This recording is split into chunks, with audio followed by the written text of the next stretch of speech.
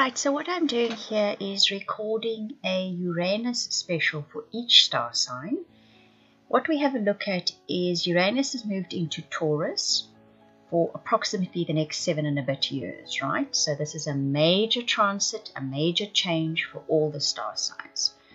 What I will do in each of these videos is highlight the sort of key points or the overarching energies that you will be dealing with in the next 7 and a bit years.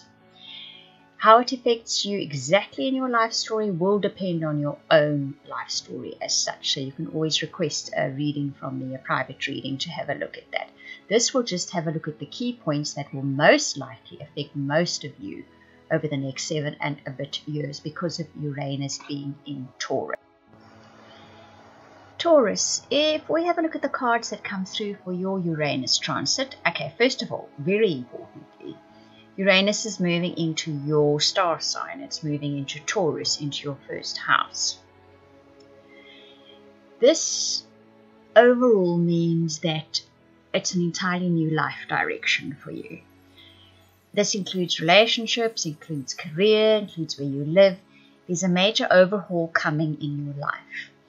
Now, what is very interesting here is that your reading seems predominantly relationship orientated. So I think it's your relationships within your career sector, your relationships within family and home, that's showing up, and your personal relationships are due for a major overhaul during this Uranus transit. The first card you get is the basket, then you get the younger man, the dark woman, seahorse, vulture, and a well. The basket says there will be recognition and reward for merit.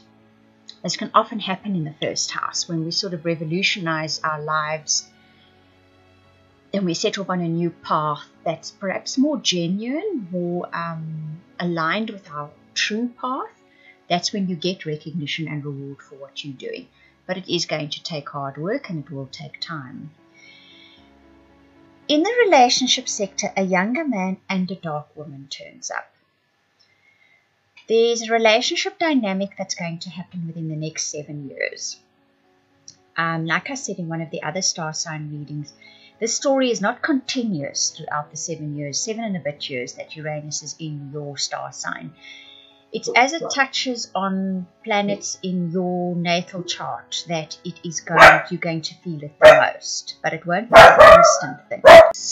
In certain times, key times, I think 3 or 4 times through that Uranus transit, you're going to be working with a dynamic within relationships that needs to be revolutionized, that needs a new beginning. Codependency comes through. That's the word I'm getting through. If there is a relationship or you use a relationship or there's an aspect of a relationship that has to do with codependency, you're going to be working through this and coming out the other side of it. So that younger man and a dark woman is definitely involved in this setup, layout, whatever it may be, of relationship dynamic. There's family matters here. The vulture says depression, anxiety, worry that someone is against you, and the well says family wishes come true.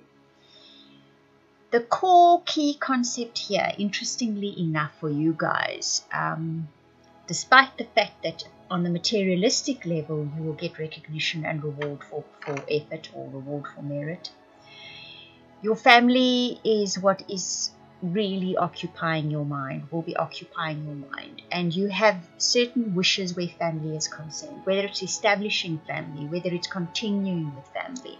For a lot of you, it's about establishing family.